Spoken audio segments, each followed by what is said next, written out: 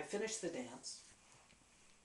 Violet's sitting back telling me that she'd let me dance, but the elders would know, and then they would call the police, and then I wouldn't be able to dance at all. I'd be thrown in jail. Because they have rituals around dance up on the Hopi reservation, and I can appreciate that. I don't want to dance, but I've got to dance somewhere. And then just as I'm putting away this bird, this tall guy comes in with a cowboy hat and sort of an Australian outback jacket and these cowboy boots, and he starts talking to Violet, this Hopi reservation native. And he says, you need to ride someplace, boy? I said, well, yeah, I'd like to get to the Grand Canyon if I could. If you could drop me off, I'm going to hitchhike. Hell, you get up at about 8 in the morning, I'll drive you.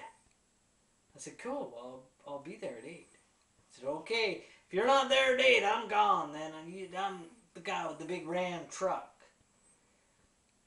You see that big Ram truck. The only one in the parking lot, can't miss it. So, next morning, I get up, I get my bag, I do all my business and with the motel, and then I throw my stuff in the back of the truck, and there this guy is named Richard Impalator.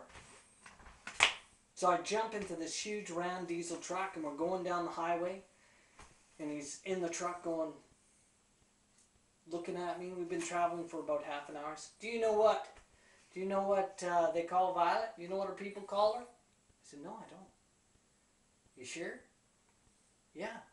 You have no idea what they call her? No. Call her a witch. Are you a witch? No. Why? Well, when I asked her what you were like, because I don't really want to be driving with no wacko, you could appreciate that. I said, yeah, I could appreciate that. Well, she said you were a lot like her. You a witch? I said, no, I'm not a witch. People just say that because they're frightened. I'm not a witch. He said, I didn't think so, but I thought I'd check. I thought I'd ask. Hey, listen, why don't we just stop right over there and I'll take a picture of you in that big bird costume you got and right beside my Ram truck to look good? I said, I don't think so. Didn't think you would. I thought I'd ask. So we go for a while, and he turns to me and he says, listen, why are you going to Grand Canyon? And I said, well, Richard, you know, I've got to dance on some red rock. Listen, if I were you, I wouldn't go on to Grand Canyon. Nothing but little Japanese tourists taking lots of little pictures, all those little yellow people. I wouldn't go there if I were you. If I were you, and he looks at me and he says, I dance on red rock. I said, pardon me? I dance at Chevis Rock. I said, Chevis Rock? Yeah, if I were you, I'd go to Sedona and dance on Chevis Rock. I said, okay. He said, don't take my word for it. I said, you know, Richard, man, you got a sound in your voice just like my mother.